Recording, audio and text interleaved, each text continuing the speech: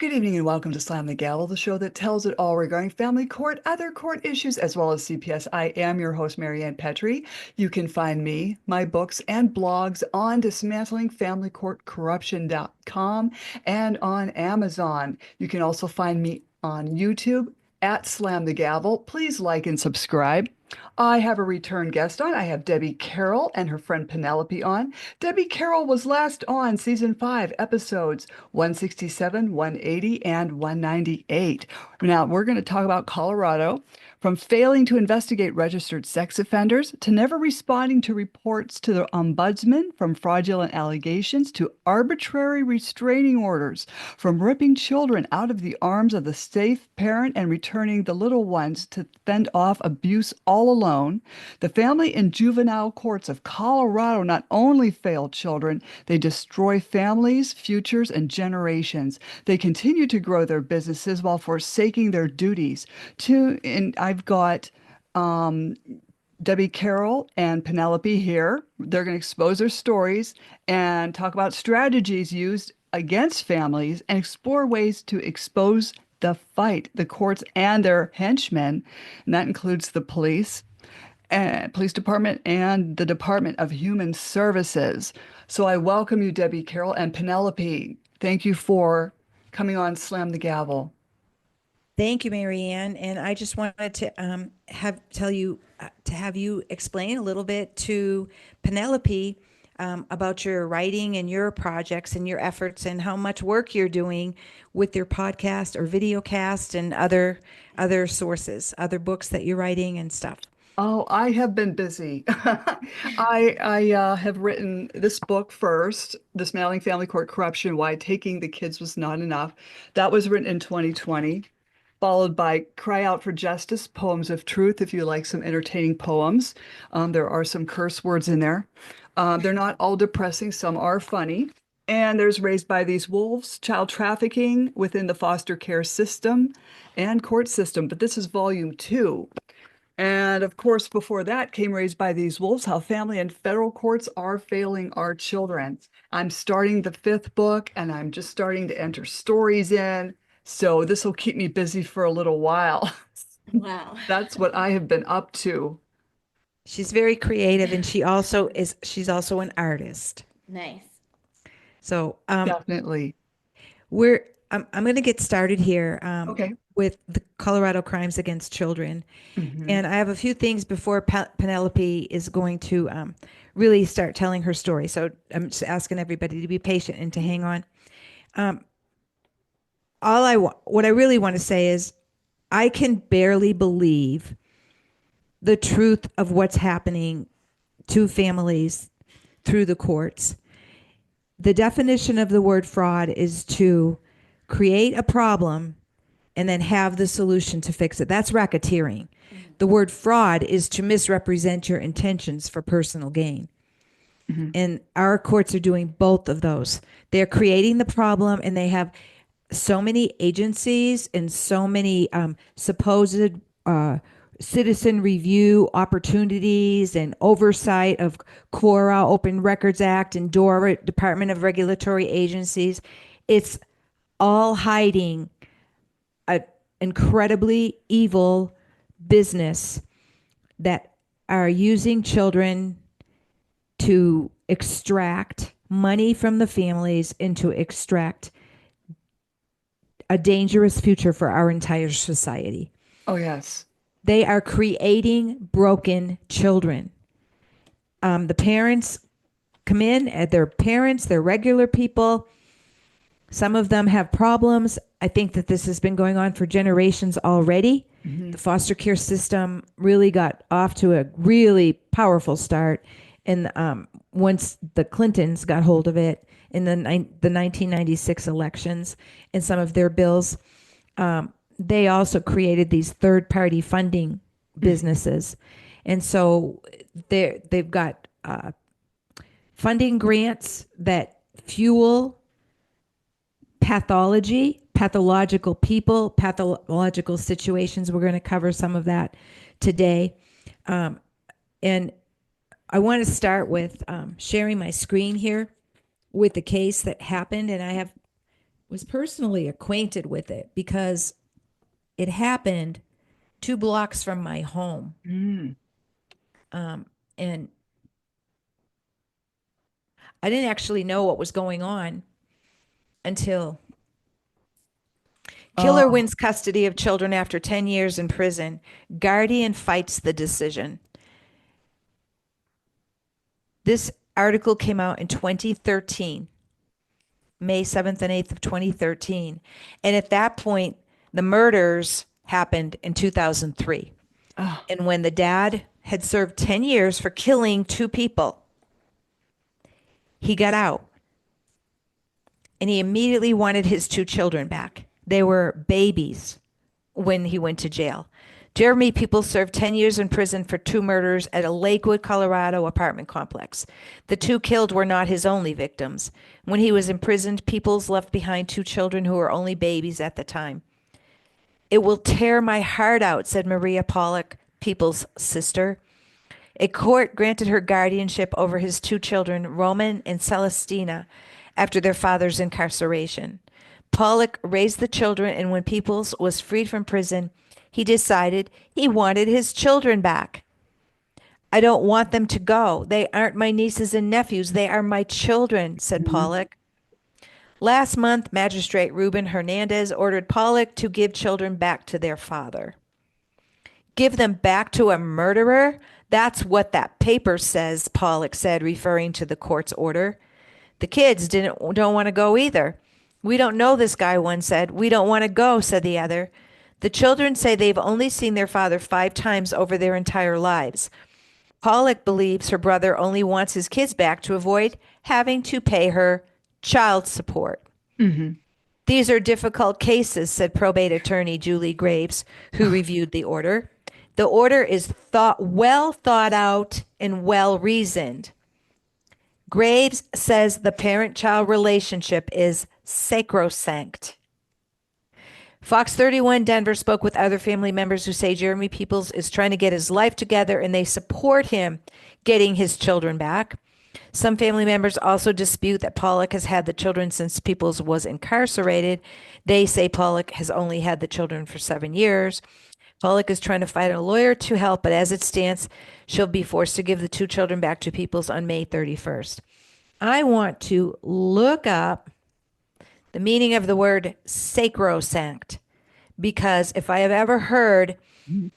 a more sacrilegious use of the word, it's the way that the courts can say one parent has a sacrosanct relationship, but the other parent can be ripped away for no reasons whatsoever. Absolute. The most holy or sacred, the most sacred or holy, inviolable. Mhm. It's using a religious term for what they're doing to children. Mhm. So I'm going to, can you see that screen right there? Oh, definitely. It's also like what goes on in the Black's Law Dictionary, where it's like double speak.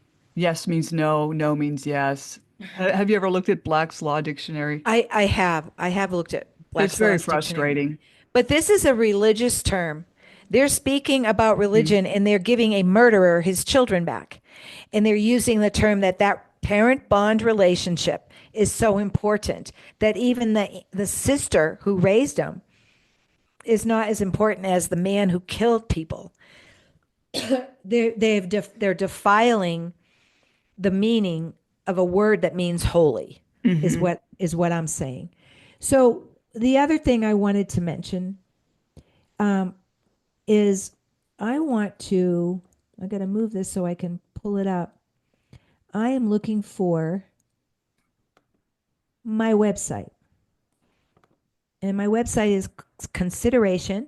You can see at the top, it says considerationnonprofit.org, Hmm. and that's how you find it. And I have written 2 things. The first thing is the foster care empire. And you can find that in there, and it's in there. But one of the aspects of my my paper is the Colorado laws regarding the definition of the word parent. So I'm going to take a few minutes here to go that. The power and discretion that judges exercise in hearings and trials is fearsome. The interface between foster care and the law, and between family court and the law, is in utter turmoil. Colorado courts, for example, use the terms legal parent and natural parent interchangeably, but they're not the same thing. They don't mean biological parent. The word legal parent can be applied to anybody, and the definitions are broad and vague. In the Children's Code, Title 19, all a mother needs to do is to say that she intended to marry another person who can then be considered a parent, even if the marriage is at the time or in the future determined to be invalid, or it never happens.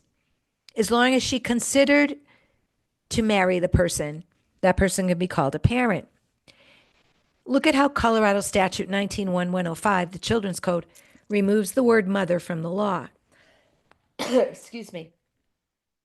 1. A person is presumed to be the natural parent of a child if the person and the parent who gave birth to the child are or have been married to each other or are in a civil union pursuant to Article 15 of Title 14. Mm-hmm.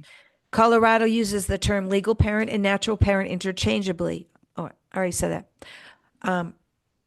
It's in there twice. In another example, even the definition of a parent in the law, while laid out in tedious language and innuendo, revolves solely on who the judge decides is a parent and thus is a party to the case.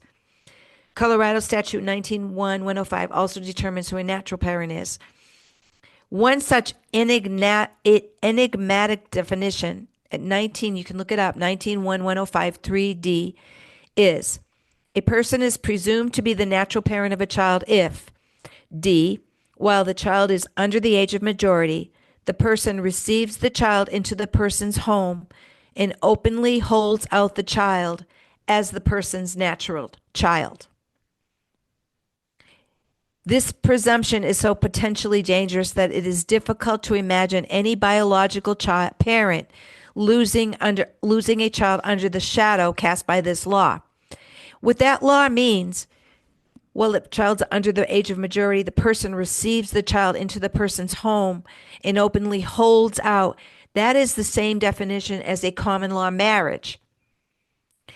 You hold out that you are married. You hold out that you are the parent, the natural parent. Furthermore, if you or I let our neighbor's child move in with us because the child needs space from her parents, we would be cited for parental interference and harboring a minor. So the judge and CPS can cherry pick who is considered a parent. To add more confusion, Title 14, the Family Code, provides an additional category of who can be named as parent. In Colorado Revised Statutes 1410-23C, yet another term is introduced.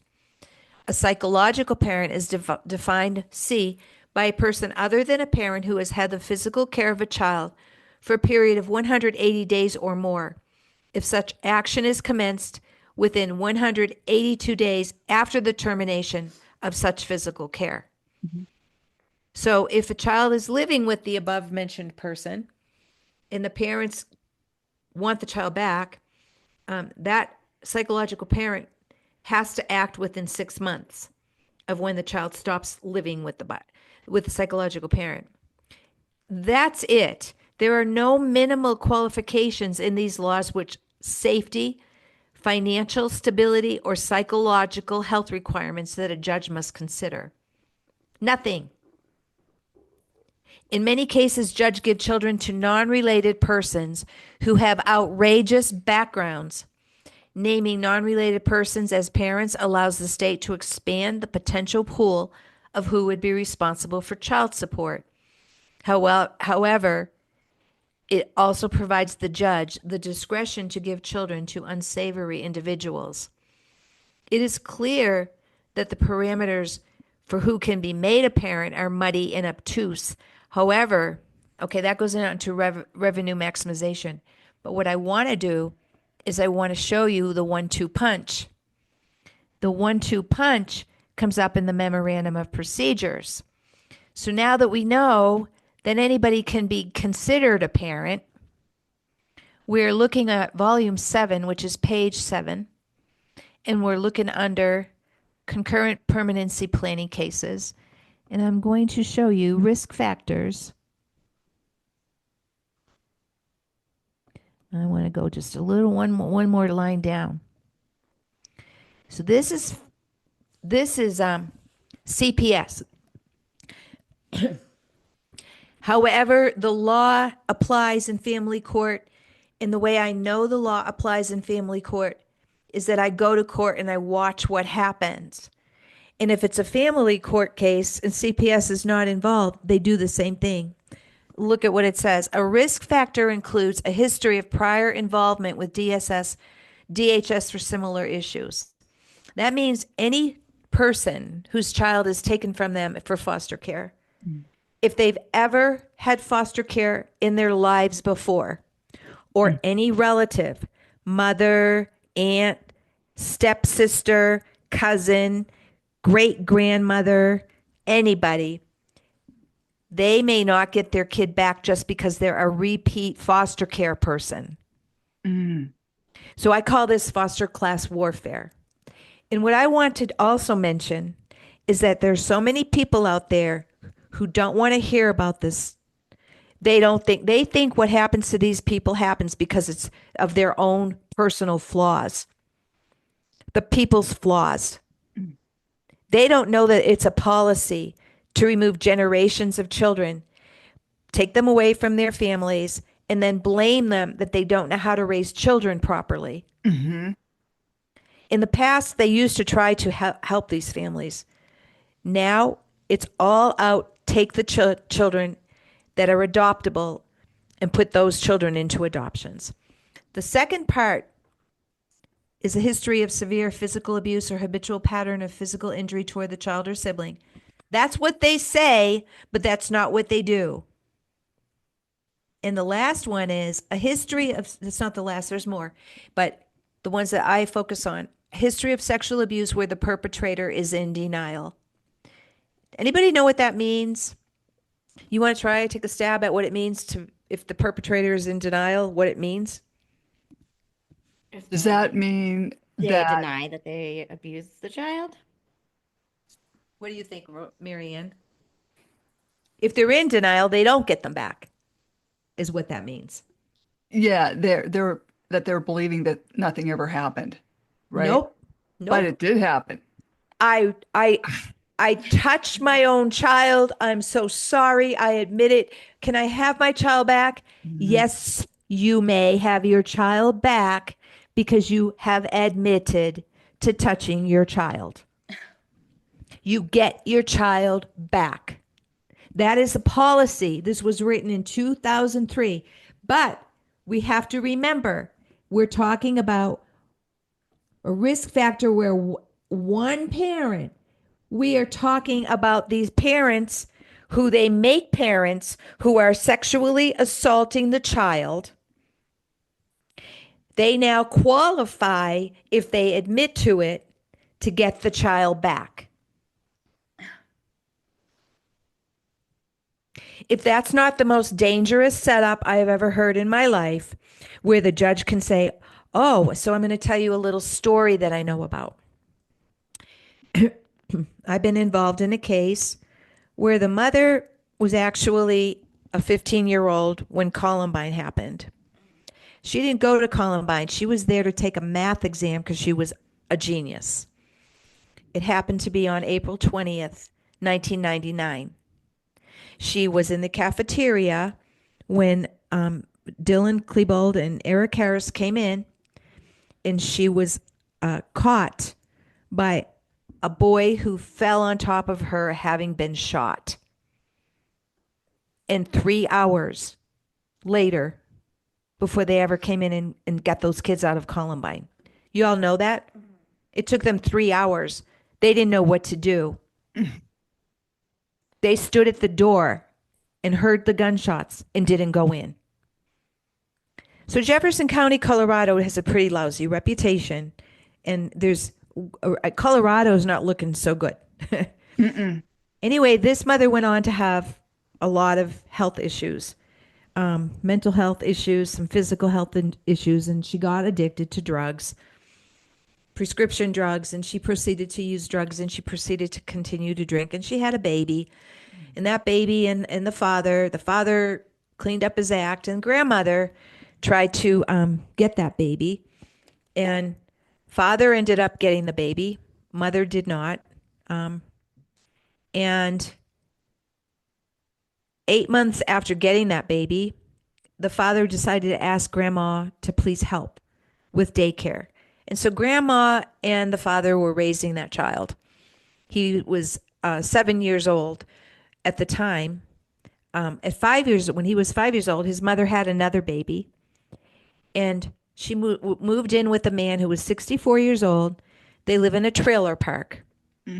She, grandmother, was paying for this man to help out with providing a home for the girl. She was now early 30s. And grandmother was paying him, and he liked that arrangement. That was pretty good. 64 years old, in a wheelchair, has a service animal, and he's an alcoholic and has a criminal history. But when the baby was 8 months old, CPS got called because this man was shooting a BB gun at the mother at 10:30 at night in the middle of the summer, where she was carrying the baby. So CPS took them in, took the baby in, called the grandmother, placed the baby with the grandmother again.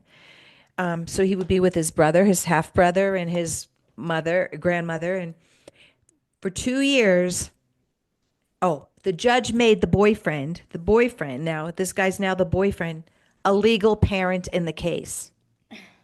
And it came out that he had all of this records and all this stuff.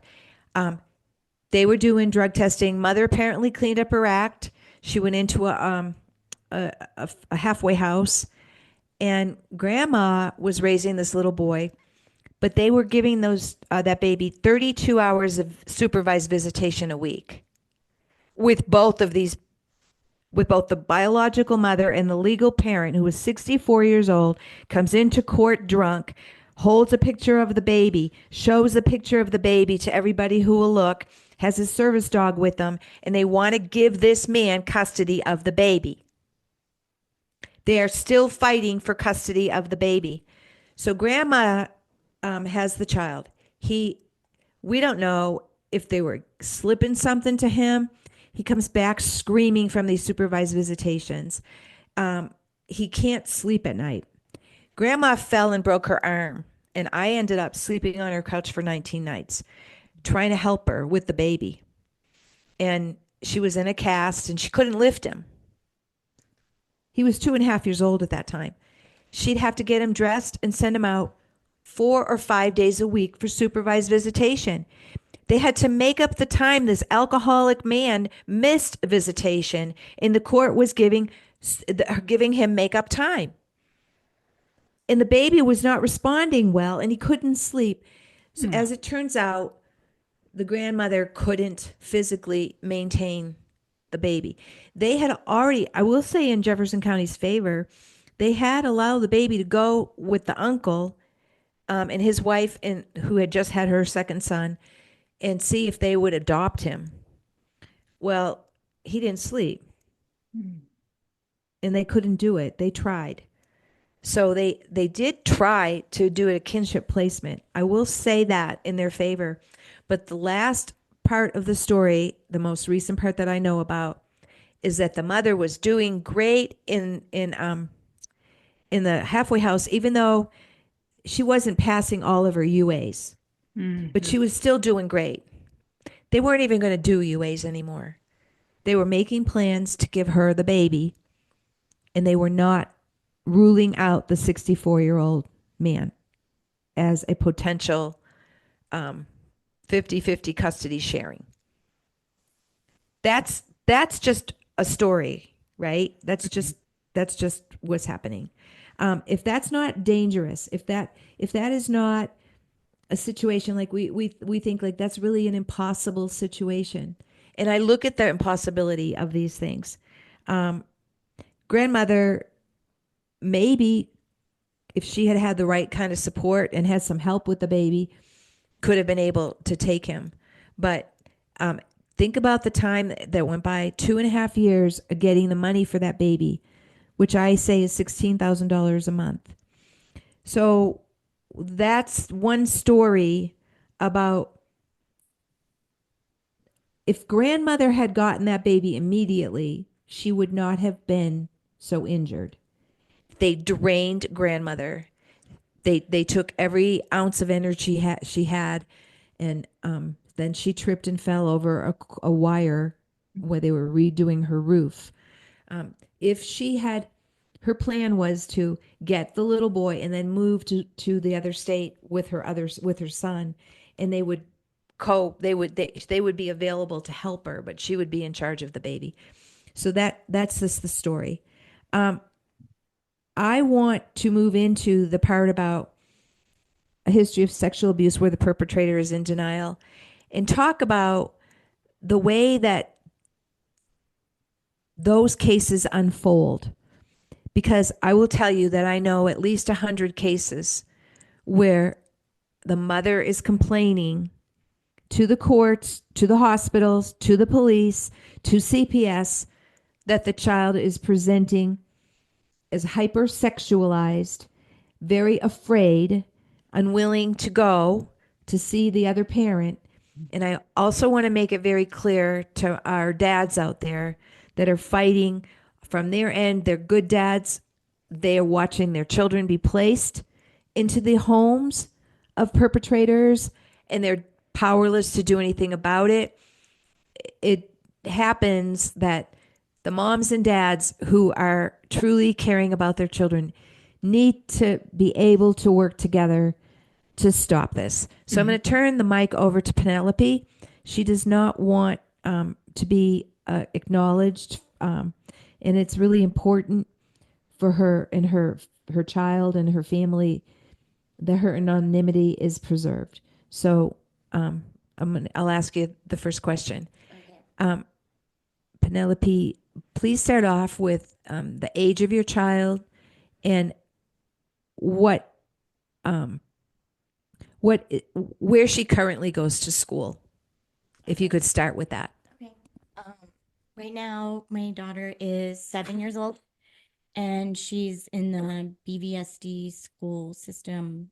Was just transferred to Douglas Elementary, so she could be in the ICANN program, which is a program, a specialized program for affective Mm-hmm. needs. Okay. And she's been in that program for how long? 2 months. 2 months. Okay. What caused her to have to go into that program? Her behavior had escalated again this is the third time, except it was more extreme than the other 2 times, where she wasn't safe to be in the classroom for more than 20 minutes throughout the entire day. They had closed off hallways at certain points. They put her in safety holds, because her behavior was just trying to hurt other people, other students, and adults that were trying to help her. And how did it turn out that how did that behavior start to show up? What was going on? It just kind of exploded at school. She started off okay, the first few weeks of school, and then it just kind of exploded. And then she kind of made a disclosure that was pretty graphic, but didn't name anybody, place or time or person. Disclosure of. That some. Um, so I tried to find somewhere that I could get her examined to make sure there was, no damage. That would not make a report, but I couldn't find one, so I ended up taking her to Children's, and they didn't see any signs of trauma, but they had to make a report. So um, now there's like a decision with our decision maker that's Okay, so you were in the middle of a custody battle? No, we're post decree. We have our final orders were given in May of 22, but that doesn't mean it's over. No, these cases go on, especially if there's, something dynamic that's changing in the situation. So, what I'd like you to do is, at this point, I wanted people to know that your daughter's in a special program. And do you think that the special program is designed specifically for kids who are dealing with post decree or in the middle of divorces? Um, I I do think that the program has most likely a big percentage of kids who are in this kind of arena, um, as well as an abusive environment at home. So it's, So we've got kids in abusive environments and we got kids. So you said that your daughter had 3 episodes from the beginning of school this year or from, no, it's she's had three behavior escalations. It kind of moves in a cycle, um, where it becomes noticeable by third parties, can't be chalked up to me making things up and exaggerating things because other people are seeing that her behavior. And sometimes, a CPS report is made out of it, but sometimes not. And then, once it's noticeable and undeniable that it is actually happening by more than just me, her behavior seems to just start improving all of a sudden. And there is another excuse made, like, Mhm. okay, we're focusing just on your daughter. And at this point, so she's been in school for 2 years now. she was in preschool for 2 years, and then she was in kindergarten, and now she's in first grade. Mhm. So in the 3.5 years she's been in school, she's had 3 episodes of this deterioration of her behavior, and they last for like a month, a couple months, a A month, couple months, a yeah. I couple. mean, about every 6 months it starts to, it goes around in a circle about every 6 months. So, So something happens. You try to get help for your child. The school notices immediately. She becomes aggressive, angry, loud, very, very disturbing to other children. yeah, screaming things like you're trying to torture me and stuff like that to teachers. Mm. So she's very verbal and she's very bright. Um, right. She's very Yeah, bright. yeah. Her teachers have all emphasized that her intelligence is not what's getting in her way of learning. So she's having trouble learning because something's going on in her life that she's trying to disclose. And every week, so let's back up to we haven't actually identified that something happens. Is there a when can do you notice like a schedule where it happens, like when these something's happen, like tell us what the custody arrangement is what I'm trying to say. Oh, we're 50-50, and we're doing the 5225 schedule. So, we each have 2 days a week that we have parenting every week. So my nights are Monday night and Tuesday night, and he has Wednesday night and Thursday night, and then we alternate 5 days span over each weekend. So, um, Monday, Tuesday would be me, Wednesday, Thursday, him. And then if it's my weekend, I'll pick her up Friday and have her through Wednesday. So it goes, I mean, Wednesday morning when I bring her to school. And then he picks her up and he'll have his 5 that go over his 2 days plus that next weekend. Sorry. So when you're saying that something starts happening at school all of a sudden, is that related to the custody who she's been with? Um, Not really, because it goes over such a long period of time, and uh it's hard to say because it's different every week. So one week it's only 2 days with each parent, and then the next week it's 5, and it alternates. So it's really difficult to keep track of who's parenting time it is, or for an extended period of time. And then, children's behavior is not um, always indicative of which parent they're with, because they might be, afraid or scared to express, trouble behavior with a parent. And then they view that as like, oh, that child's behaving with that parent, that must be the good parent. But that's not really the parent that the child's comfortable with. And they know they can't really express Mhm. problem behavior because it's not safe with that parent. Not that Okay. they're good. Okay, let me see. Let me see if I can just sort through what seems. What I'm hearing you say is that the scheduling itself muddies the waters. Mhm. Yes. Yeah. Absolutely. Yeah. And so even if a child has been, something's happened in one of the homes, the child is not automatically the next time that she leaves that home behave better or worse. It's just whenever she gets like in a position where she can talk about it. Yeah. Yeah. And I guess, she used to have behavior escalations at home with me. And then this most recent time, her behavior didn't really escalate at home. And it was pretty much all at school. So it was more severe because that was like the only place that it was coming out. Okay.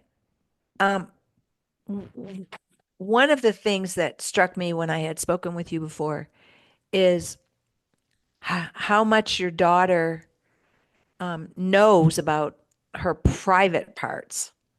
Is that, I mean, is it, do you think your daughter is more consumed or more focused on herself than other children that you've known, or Not really, like, with her, you know, mindset. Um, but she like wasn't wiping after urinating for 2 years, because daddy doesn't wipe after he pees, so why should she? So she was getting, a lot of irritations, which I do believe were, on the vast majority from that, because that was consistent whether her behavior was escalating or not. And it took me a really long time to try and convince her that she needed to wipe after urinating, which is she's finally doing now, like within the past couple of months. But it was a long road because because you taught her one thing, but then that wasn't. right. And as she said one day when I was changing, which shed a kind of a light and on that whole situation was, Mommy, how come your Janie doesn't look like Daddy's Janie? I was like, Daddy doesn't have a Janie. He's a boy. Just, I don't know. I mean, what are you supposed to say to your 6-year-old that says that to you? Caught off guard, that's for sure. Mhm. um I, so I think part of the situation, like, I always wondered um what it looks like if a child's being groomed. What does that look like? And did you ever have any, did when you were expecting your baby, so were you seeing signs that were disturbing to you in the relationship? Not really. He had said that he had not had experience with relationships that were longer than 2 months. So he would chalk things up to like not knowing any better. And so, I felt compassion for him. And the few things that I did notice, I made sure to vocalize because I was like, I'm not getting into, a bad relationship. But anytime I brought a few things up to him about his behavior that I was not okay with, that would be red flags. And it seemed as if he was open to that positive criticism and changing his behavior to work towards, making our relationship better and stronger. Like he was throwing temper tantrums, when we were first dating the first few months, and I spoke to him about it. And, it took a couple times, but he really stopped altogether throwing temper tantrums and was putting in an effort. So, like, there was definite improvement very quickly, physically, like with the dramatic displays that I could see.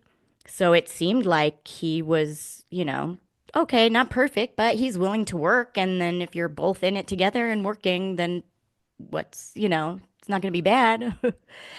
But it just turned out that he was changing his behavior on the outside. However, the intention was just being pushed down further and coming out in more covert, malicious ways that I didn't see until way later. So did he want to have children?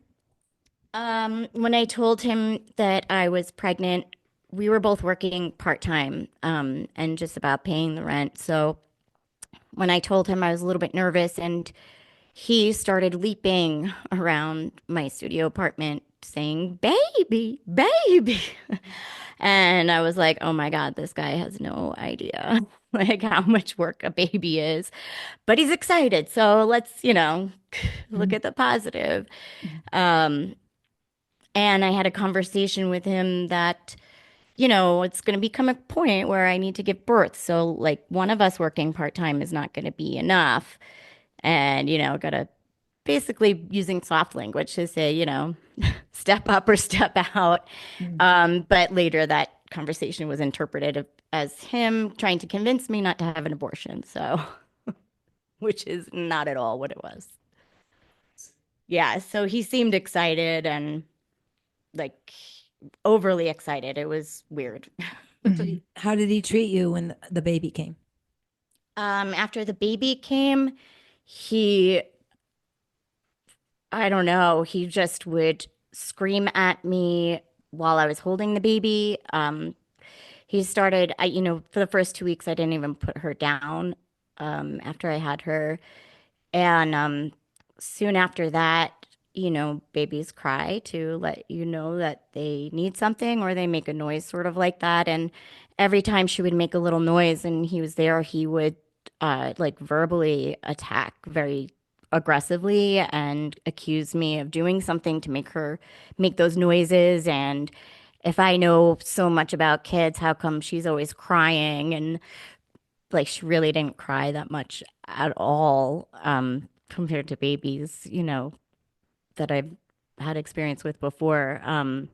Just any little peep, he would just start screaming. And that was from the time she was 2 weeks old. And I tried to explain to him that he was scaring her. Mhm. She doesn't understand what you're saying because his justification was that he was yelling at me, not her. And I was like, but she's in my arms. Mhm. So she doesn't, have acquisition of the English language right now. Like she just feels angry energy coming this way, which happens to be also in her direction. But he did that for consistently for 2 years. For the first 2 years of her life, she was afraid of him. So, So, you were together for 2 years. You tried to make it work. hmm But he was kind of doing this Pavlovian response every time that she cried, he would yell yeah. and you would tense up. Yeah. And try to, defend her and myself, but also not escalate the situation. Like, try not to yell back at him. Just try to get him to stop because she was making that noise because she needed something from me. And I'm trying to help her. And he's over here yelling at us. So, I mean, a lot of it, I just tried to block it out and ignore it the best I could.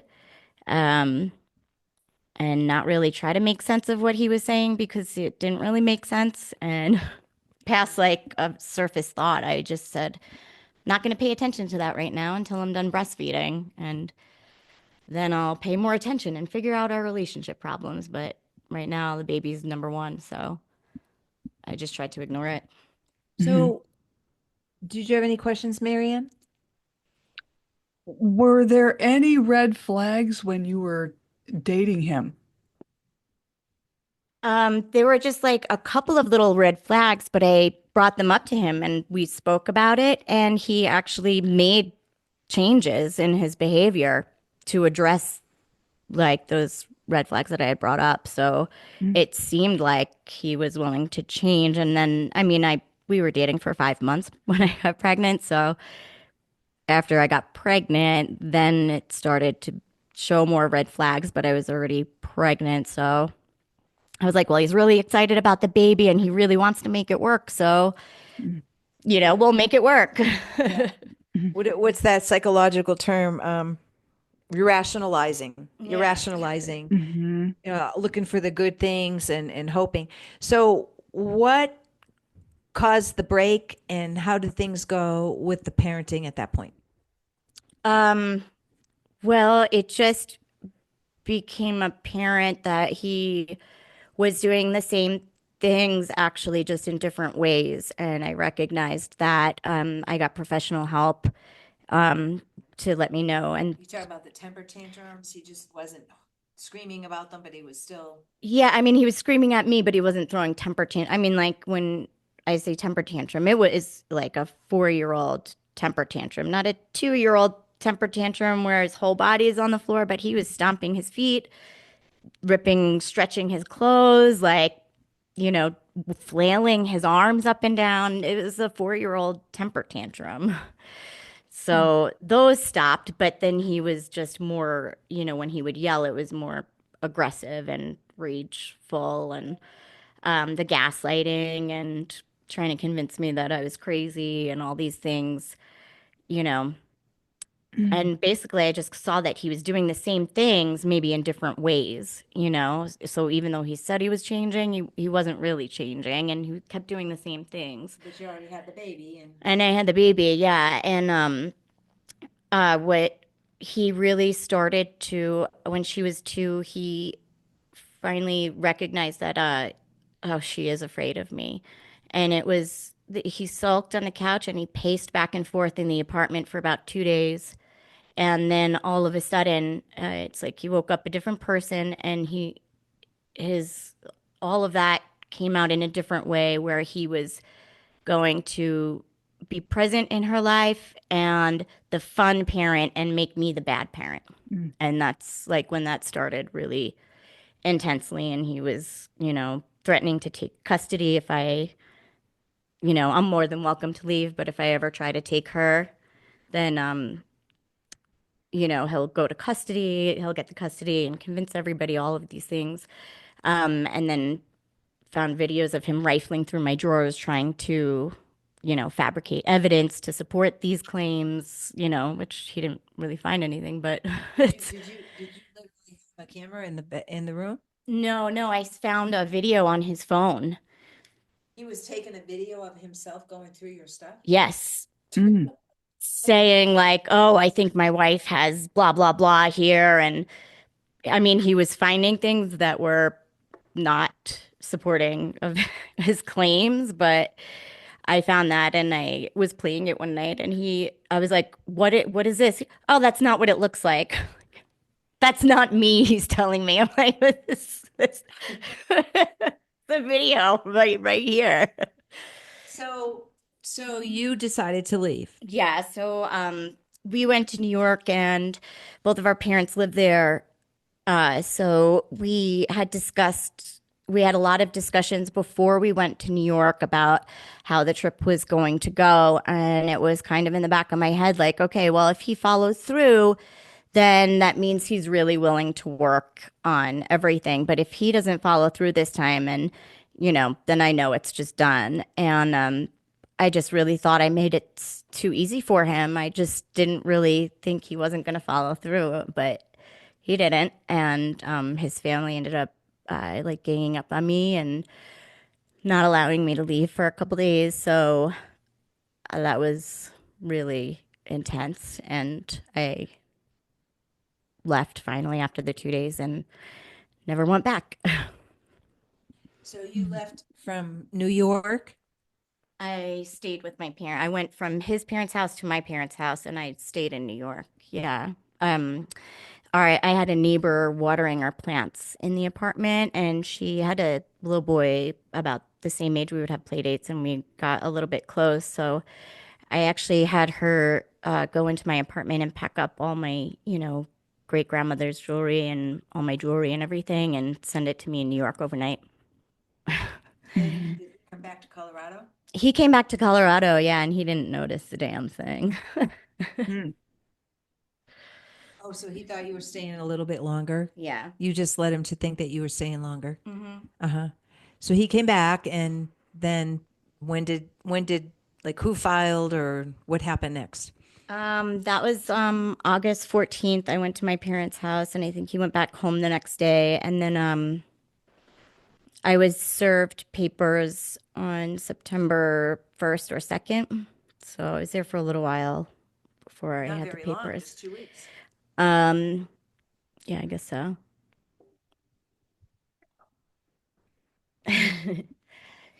And then once I had the papers served, we had to like share and do overnights with her. Hmm. And he flew in to visit so he could see her. And then our temporary orders hearing wasn't until October 13th. So Mhm. got to stay there a little while. And what happened with temporary orders? Yeah. What Oh, the temporary orders, it was terrible. happened? I was able to do it in New York remotely, the hearing, but it was just pretty much for about an hour and 45 minutes, him and his mom bad mouthing me, making up Mhm. all these stories that were not true. And my attorney at the time just sitting there grinning and nodding his head. Were you trying to get full custody? What was your plan? I didn't really have a plan because my attorney said that I didn't need one. And he just said his advice for conferring before the hearing was just follow my lead. And all he did was sit there and grin and nod his head. There Ah, was no lead to follow. oh my God. Um, yeah, so So what happened? so then finally the judge allowed one of my witnesses to speak for about 5 minutes, which was good. And the only thing that was able to be said. And then at the end, the judge ordered that the child go back to Colorado with the father. And the parenting time can remain 3, 4, with me having 4 days and him 3, if I choose to go back to Colorado, or I can choose to stay in New York and then visit. I forget what that was, like, once a month or something for a day. No real choice. Right, right. So obviously, I had to come back to Colorado if I wanted to be a parent. And so he at least he was giving you more than 50-50. Mhm. Yeah. I mean, like That's that, rare. yeah, like he could have gone 3 and 4, 3 days this week, 4 days next week, whatever Mhm. he and right to. So what happened? So now you're living separately. Um, what, how was your daughter doing? What was going on, and for how long did it last before it started to become more hostile? Oh, it was pretty much right away. I mean, even in New York, after after what happened at his parents' house, that very night she started waking up in the middle of the night, sitting bolt upright, screaming at the top of her lungs, Mhm. searching for me, frantically. I would have to catch her before she like crawled off the edge of the bed, um, screaming for me. And then after about 2 weeks at my parents' house, the nightmares, subsided and she was able to sleep through the night until he came and had parenting time for 2 overnights, and she came back and the nightmares had started again every night, screaming. And she was 2 3/4, so she was not even 3 years old yet. And the first night back, she was telling me that she's afraid of my house because mommy's house is broken, and she was going to kill me because I ran away, um, which is not anything that was ever in her language before, Mhm. making a scratching motion at my face. It was just really upsetting. And then those nightmares continued every night for almost 2 years before they started to like fade out and dissipate. Mhm. What do you think was causing them? Like what can you imagine? What did you get Well, anything from her or some other things that she would say, she would have meltdowns and tantrums after exchange, because she was really confused because, I did all of the childcare before and, not much him. And all of a sudden she's with him by herself and she's coming back to me and saying things like, go away. We don't need you. Um, I have two mommies at daddy's house. and, uh, and then, oh, because when we first came back to Colorado, his mom and sister moved back in with him. So she had two mommies at daddy's house and then Penelope at my house. And she would say that she wishes she could have two Penelopes instead of two mommies. So I don't know what they were telling her there, but Mhm. I had walked in on his mom saying things to her such as like, "Oh, what do you need that mommy for? You don't need that mommy." Just randomly when we're visiting, and then she laughs it off like it's a joke. But then I'm hearing that from my, 2.5-year-old or whatever, throwing a temper tantrum that we don't need you. Like that's that's very confusing for a Mhm. really little kid. It's child psychological abuse. yeah. It's child psychological abuse and it also is just undermining the stability. It's totally undermining stability. The situation is now different anyway, but let's go ahead and for him to bring his mother and his sister out here to help, that's news to me, and that's pretty Mhm. intense. So when when did things take a turn for you wondering what was going on with her her was it mostly sexual health or mostly it was just the whole picture? It was the whole picture and mostly psychological. And this is like where I kind of am standoffish when it comes to people being like, oh, that's sexual abuse, because while it's like violating personal boundaries, it's more this like he's a psychological predator, like, and his family is, and their physical personal boundary violations of the body are more so like your body is not your own. Mhm. It's not necessarily like sexual in nature.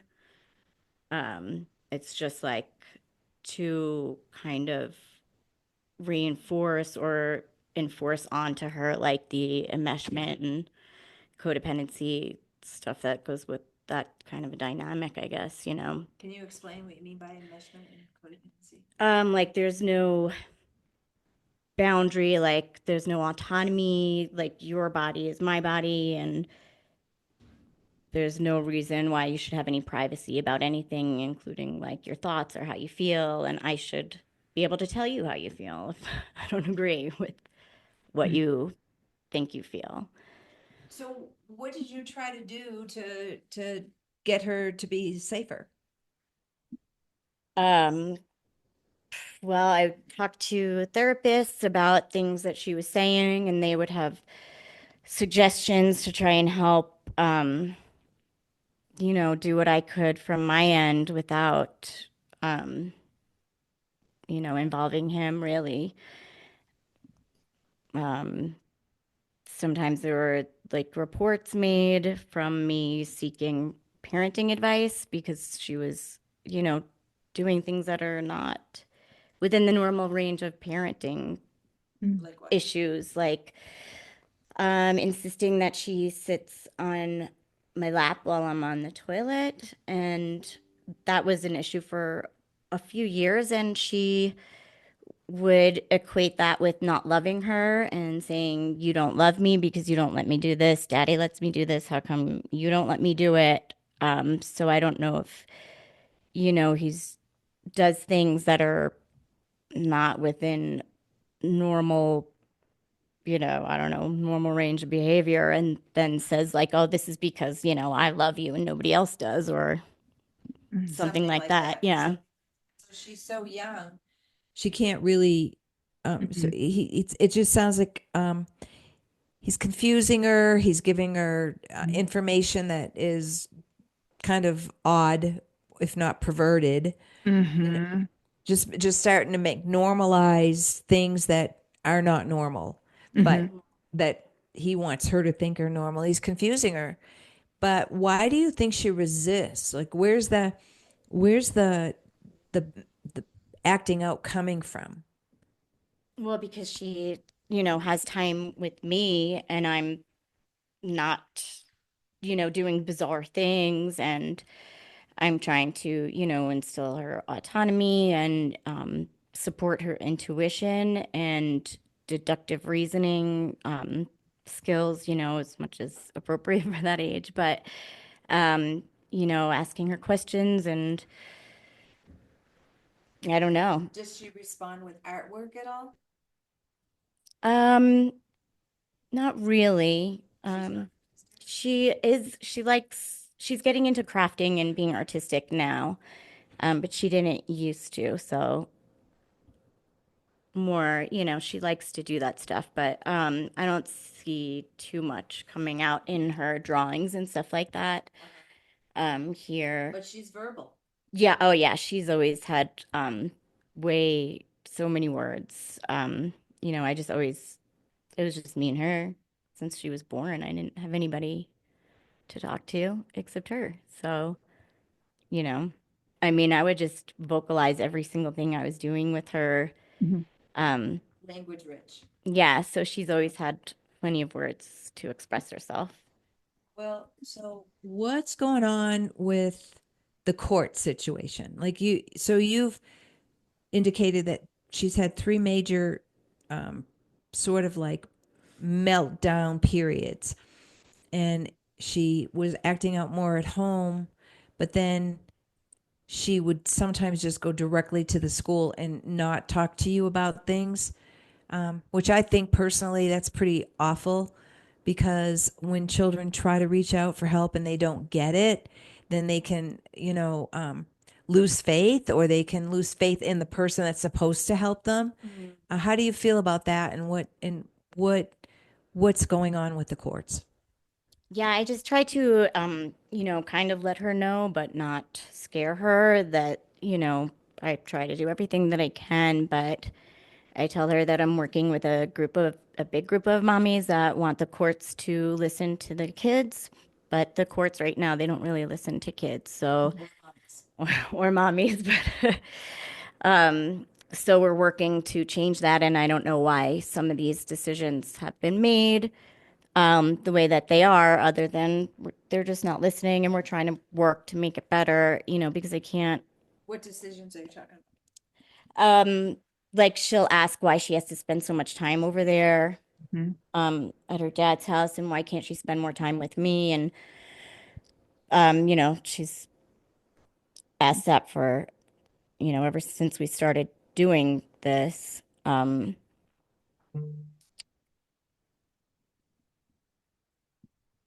I forgot what my train of thought was. What's the stand? Where do you stand with the courts right now? Right now we have a PCDM, Which means it's a parent coordinator decision maker. So the parent coordinator role is supposed to help parents learn to efficiently communicate so they could co-parent in the best interest of the child after their 2-year term is up. The decision maker is to help with formal decisions that the parties aren't able to come to an agreement on, after which the formal decision is submitted to the court and becomes a court order. Mhm. Right now, we extended her term in July, and at this point, I have 100% of the decisions have been not against me or in my favor, most of them. say that again. 100%. 100% of the decisions from the decision maker and the one from the judge right before we had the decision maker, they're all in my favor, found to be in the child's best interests. They're all in your favor. Yeah. But Mhm. but I'm constantly treated like, she addresses me as if I'm trying to, as if I'm not, as if I'm doing everything just to get under the father's skin and annoy him, when it's try to avoid that with everything. Um, and kind of ignoring the fact that like all of these decisions are shown to be in the child's best interest. So why do you think I still am not doing things in the child's best interest? Even so much, for example, like having her examined, which was one time, once.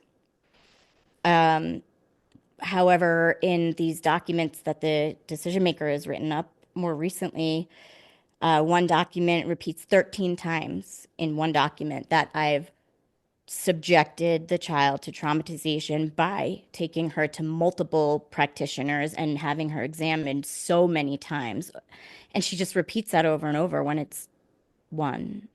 And she goes to her pediatrician. Like it's, So they're presenting you as being neurotic and over anxious and right, like reporting every single thing. Kids say funny things, and making it seem like I run and report to the police and CPS or whatnot every single little thing that she might say which is not yeah, no, which is not the case at all.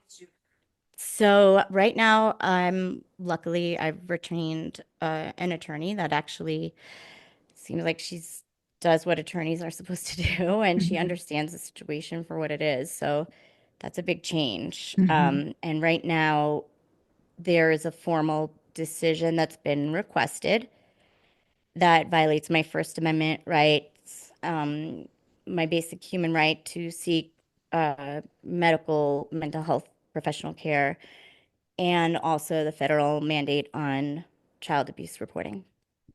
So basically, if I'm hearing what you're saying that they're telling you that you can't, they want the PCDM to okay whether or not you should report a concern that you have about your daughter. You have to go through the PCDM before you can take your daughter to a doctor.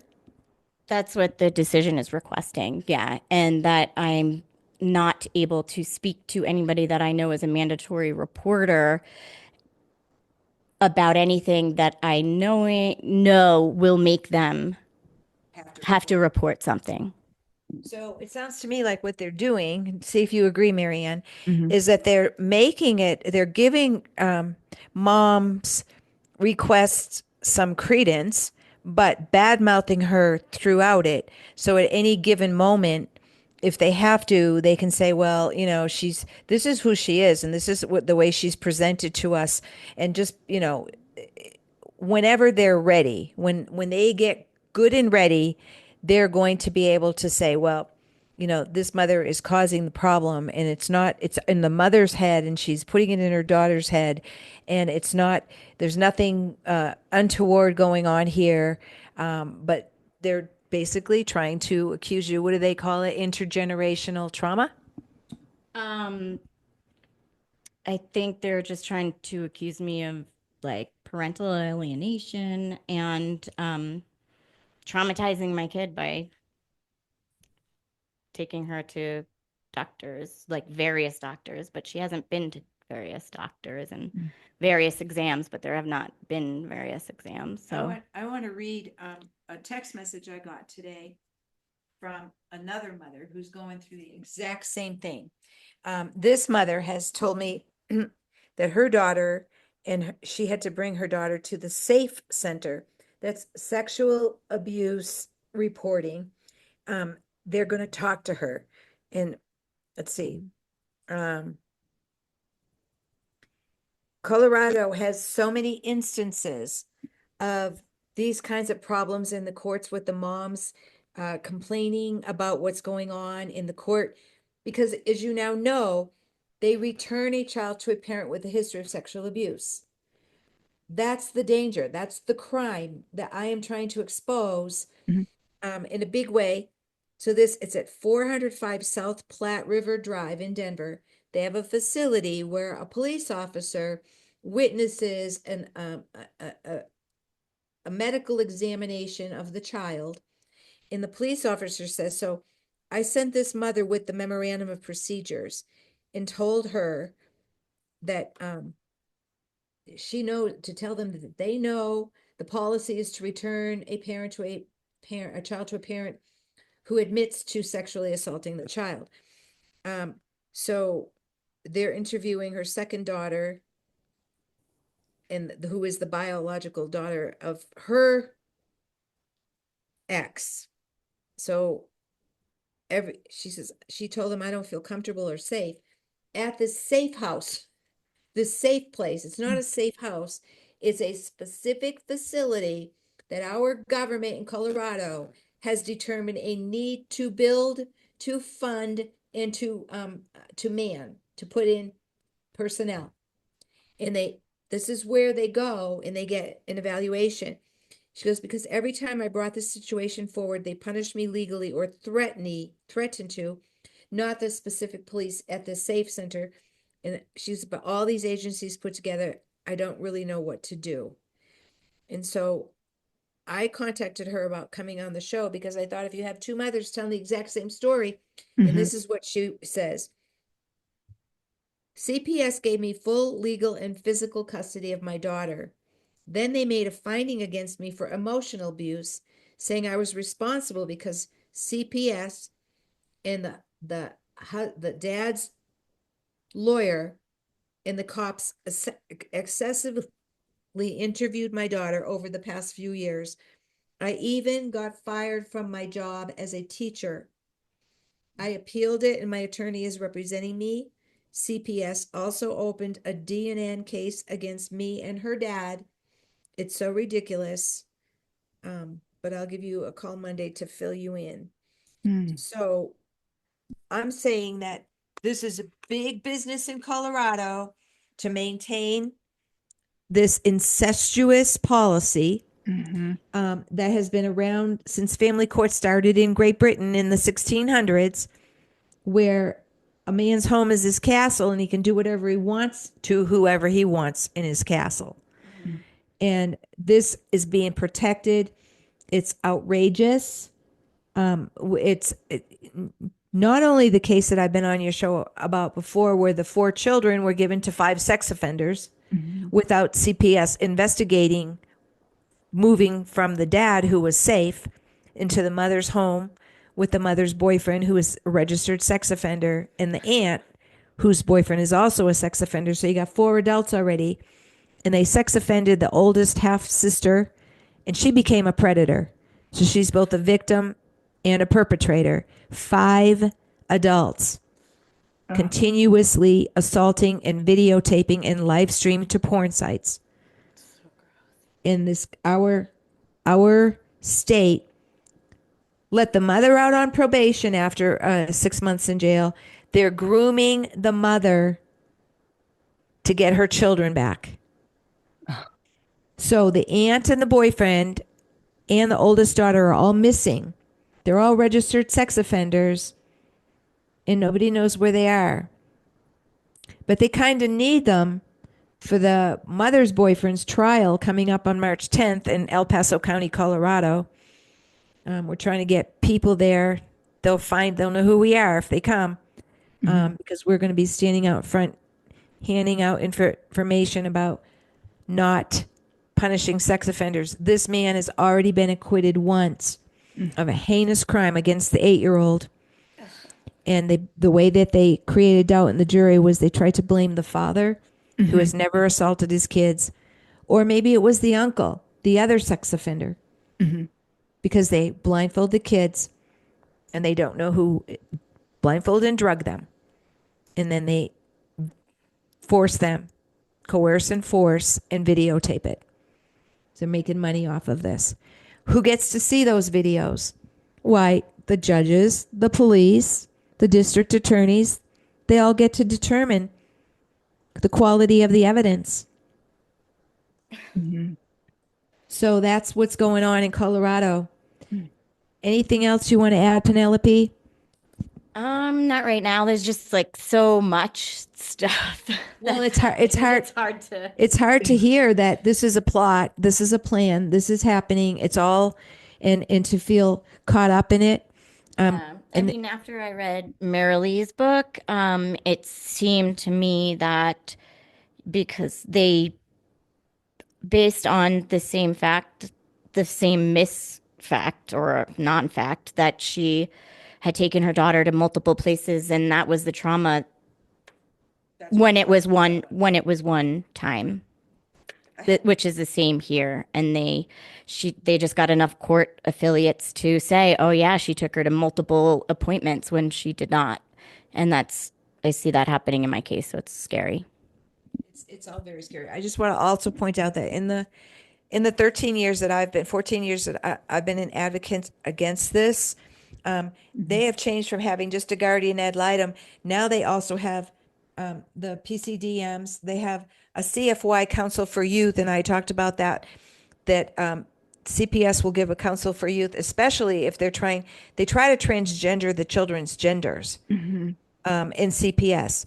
And so they won't give you a counsel for youth just because the children want to stay with mom, but they will give you a counsel for youth to take away from mom because mom doesn't want them to transgender. Mhm. They also have a CLR, a child legal representative, and they also have the guardian ad litem, who is these lawyers for the children have more power than the judge because the judge does whatever they say. Mhm. Well, And because the judge doesn't want to make a decision, they don't want to think for themselves and then feel guilty about it later. So they're going to let an attorney or a low budget CPS caseworker make a decision and just go with that. well, the whole thing is it's based around pedophilia. Hmm. The parents who go to jail get tons of money to get out of jail. And the aunt in the Jeremy Peoples case is right.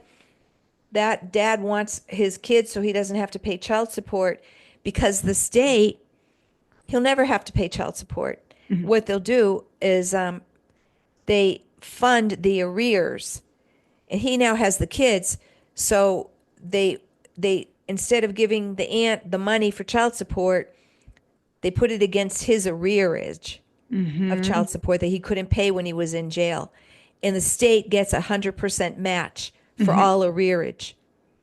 So it's a Right. huge money game. It's a huge money laundering Ponzi scheme, and we're just hopeful that maybe it'll come out when they investigate Social Security Administration, Hmm. because Hmm. the money for Title 4E, which is foster care, and Title 4D, which is child support, all comes out of everybody in America's Social Security funds. Right. And the taxpayer doesn't know this, along with Title 4B, which is the CPS problem. Title 4B, Title 4E is the foster care, but Title 4B I thought was kinship care, which they don't do. They don't give money to kin. They fight that tooth and nail. They don't even tell them about it. But what is your understanding about the Title 4B? I was always, well, I mean, I had looked it up and it was CPS um monies. Well, let's do some more research into that because my understanding is that 4B was the kinship care, which the counties don't even want the Oh, kin who get the kids to know that kinship care money exists. They only want to feed into the systems that the state gets the money. okay, because this is what I have here. Title 4B Part 1, Child Welfare Services, CWS, of the Social Security Act was first established as part of the 1935 Social Security Law. So I don't know what Part 2 is. Maybe Part 2 is the kinship care. I'm just guessing. I don't know. It's not showing me that right now. It's Title 4, and it's under A, B, C, D, and E. And so Yeah. we obviously have more work to do. There's plenty more to do, but getting the word out about how children are groomed, how they are distorted. Hmm. This is all fine.